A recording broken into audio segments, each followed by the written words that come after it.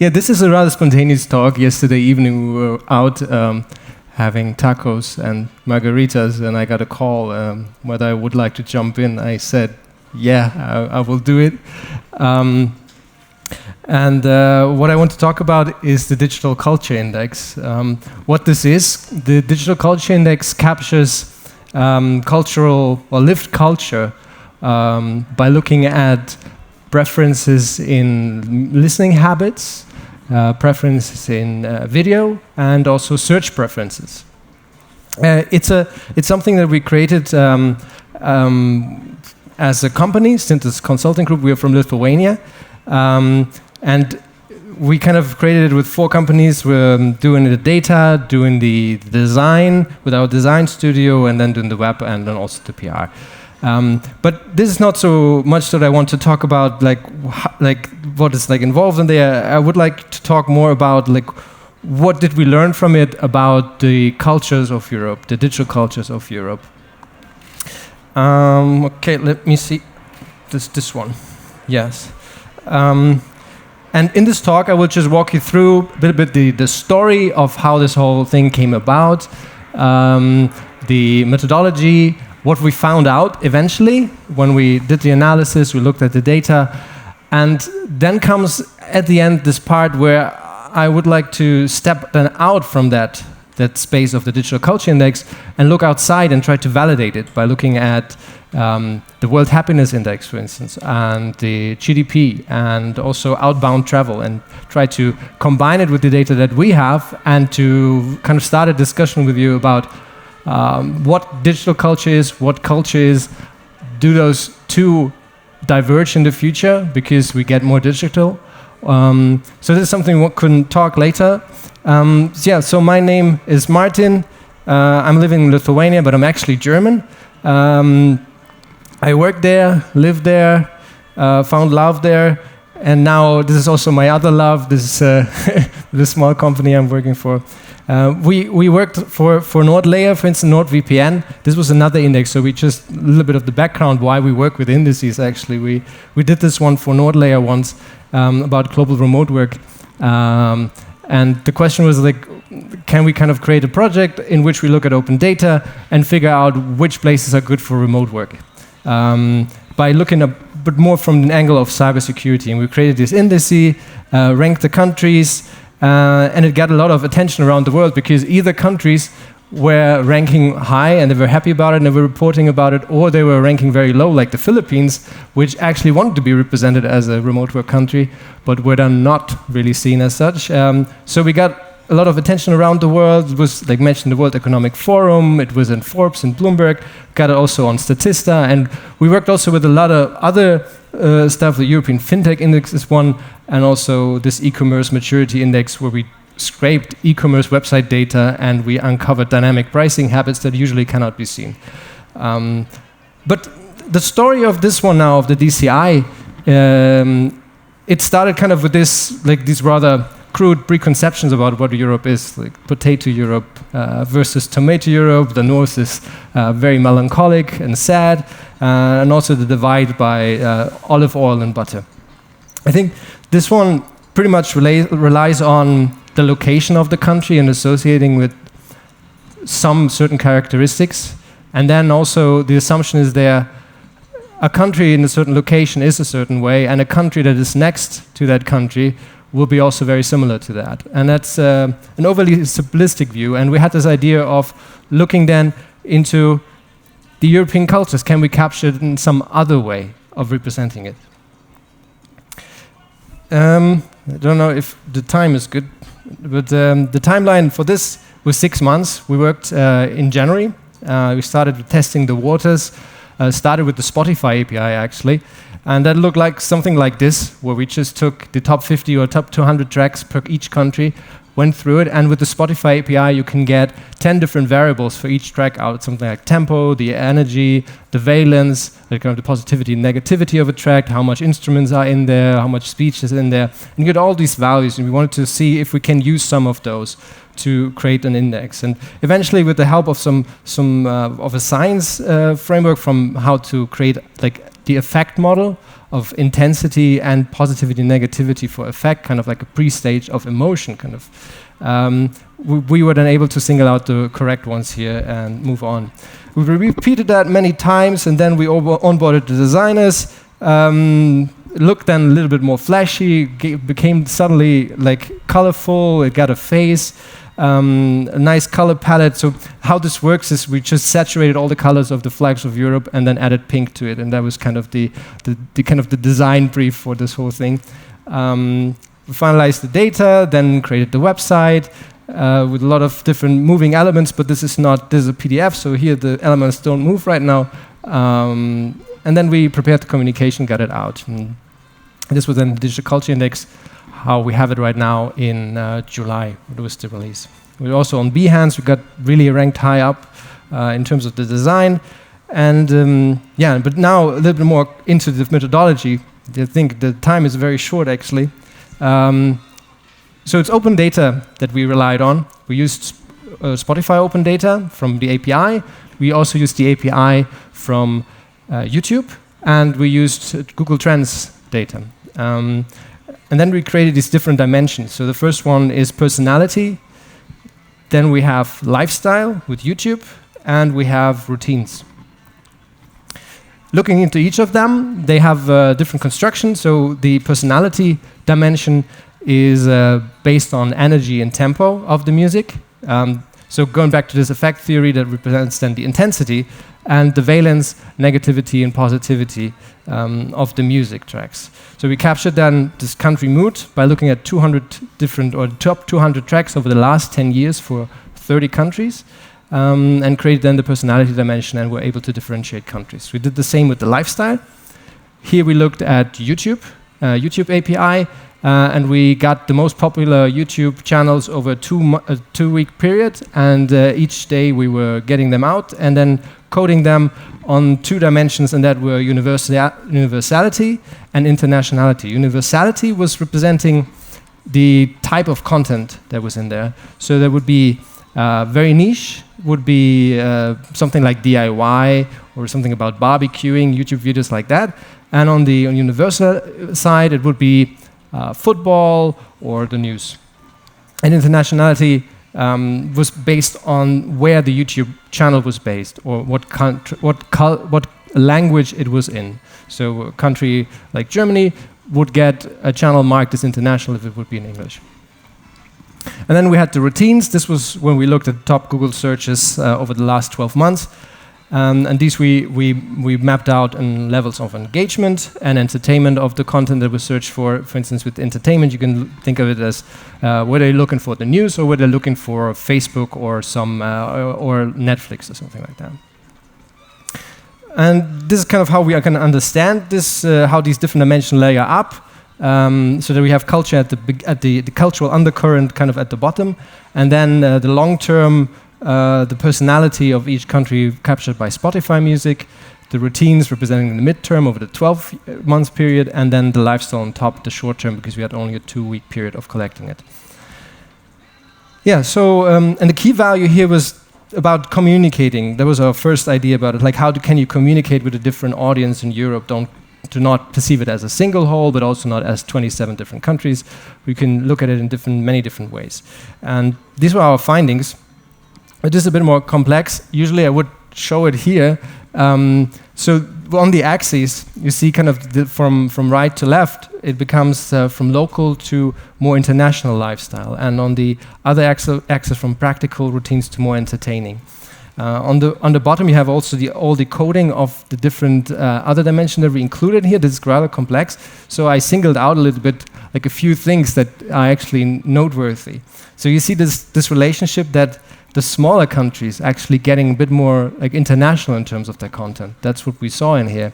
And I think that makes sense in retrospect because smaller countries usually, they don't have that self-contained, self-referential culture that, for instance, Germany or Spain would have, that are on the other end.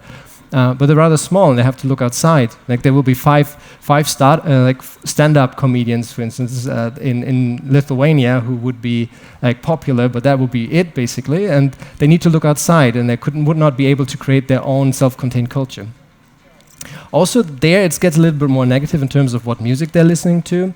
And then on the other side, you see Germany as on the local lifestyle line, DE. It's clustering together with Austria and with Poland and with France. They're all a little bit more locally oriented and more positive. So and then we have these breakdowns, but I don't think there's much time. So kind of taking the data and putting it onto the map of Europe by combinations of these different dimensions. And then we get these different patterns of Europe, kind of the patterns in the data becoming patterns in color on the map. And we can also combine, again, all 3 dimensions together and create these archetypes. That allows you then to target and also these different countries as groups rather than Europe as a whole or Europe as 27 single countries. So for instance, with the personality, you can adjust your tone of voice and your messaging, and with the lifestyle, you could look at content localization. And with routines, with what they're searching for, this could be, for instance, touch points for you to connect your product with a certain search term.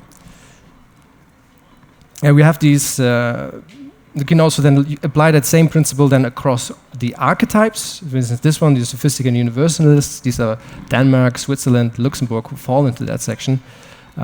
They love practical content from international sources, a bit more calm.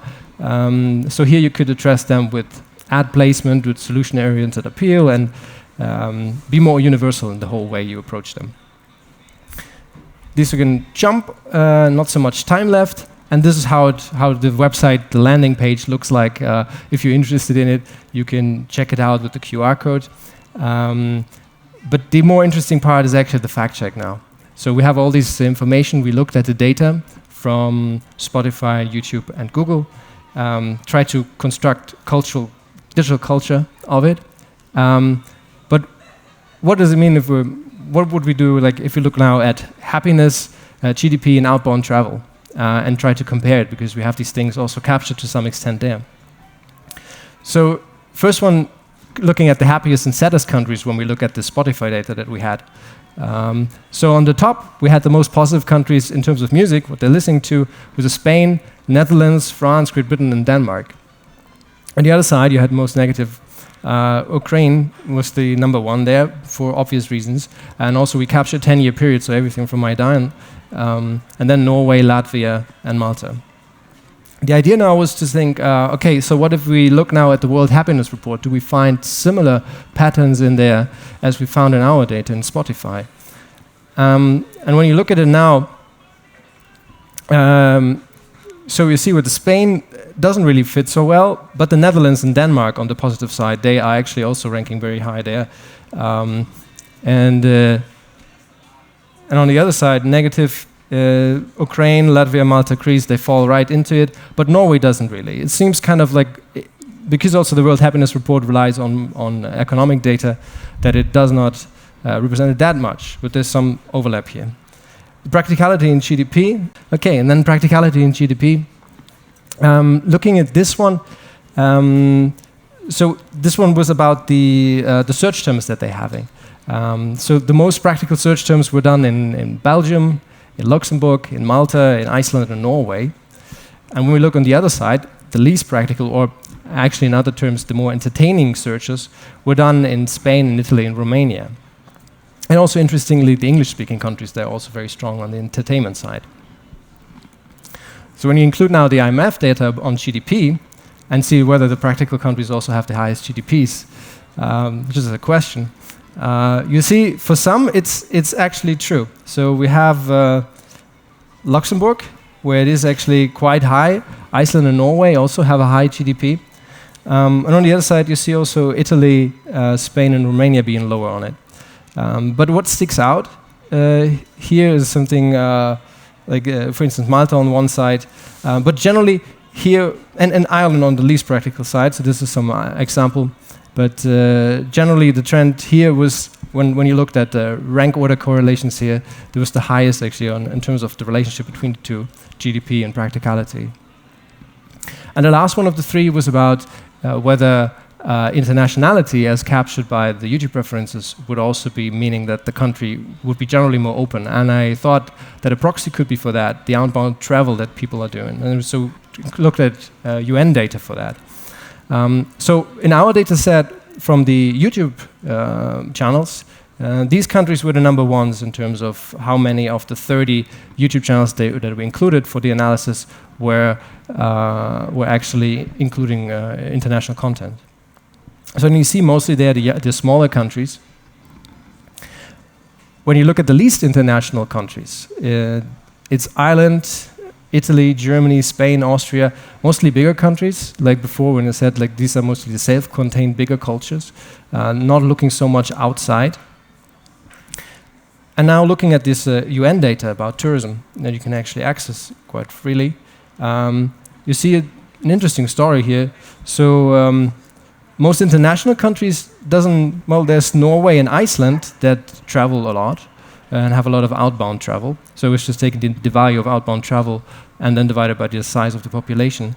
And it seems that that it seems somehow related to economic power here, because also on the other side, on the other side not so much, but here on the most international, the countries that are economically weaker actually are traveling less. So it seems still that to travel, even so you might be more international, money seems to be still an important factor here in this equation. And least international, again, the bigger self-contained cultures, Germany, Spain, Austria, they like to stay in their own, apparently, not spending that much per person on outbound travel. And especially interesting, Italy and Spain, I think they have already the kind of the cultural, or like the destinations in their place, so that makes sense that they would also stay at home. So yeah, so this was the short fact check about happiness, GDP, and outbound travel, and there's some overlap between the two, between these external data sets and what we did here, and the takeaways. So this was kind of the final part of it was what does it mean now for us? So there's some overlap, that's not a problem really, but just then the question, what do we represent then here in the data? So on the one hand, we have the digital culture, the other thing, economic data, perhaps also some representations of how cultures behave. So that begs the question, like how they are different, how they're similar, and also what other findings we have here in terms of business science and politics. So in terms of business, it's clearly the market differentiation. You don't think about Europe as a whole. You think of it not as 27 single parts, but you can think of it through the lens of digital culture as countries that are very similar in unexpected places, like Norway and Portugal, or England and Greece. And they're not bound by proximity in terms of the geography. So this offers you new ways to target audiences, to speak to customers across Europe. For science, I think here the concepts could be very interesting to look at, like for instance, Hofstede cultural dimensions. These are 6 dimensions, something like masculinity, femininity, that it means kind of achievement-drivenness, or whether they're individualistic or collectivistic or uncertainty avoidant. One could try to think of it as maybe the countries who are more, in terms of like research questions, like countries who are more positive in effect in terms of the music that they're listening to might have lower uncertainty avoidance. They're more open to new experiences. Same way, countries with a higher masculinity on this Hofstede dimension could have more intensity or a higher practicality. And in terms of politics, the question is quite interesting too, because you can actually shape narratives differently. I think you can think about the European project in a different way, of bridging between countries that are physically far apart and create new bonds between the countries. Yeah, so these are the initial thoughts, and I don't have answers to the open questions here, but that's also then kind of the part where we open up the questions to the audience. So if you have any questions about the content or any thoughts around the culture, digital culture divide and what it means for the future. I'm happy to take the questions. Yeah. I think we're moving more and more into the digital. So I think there could be, over time, be some divide happening. And especially when we're living more in the digital world. And maybe not so much being in face-to-face and living the culture in terms of behaviors and rituals. We might be actually seeing that it's getting more and more about digital culture. And digital culture becomes more representative of what countries are. Okay. Well, thank you very much for listening in.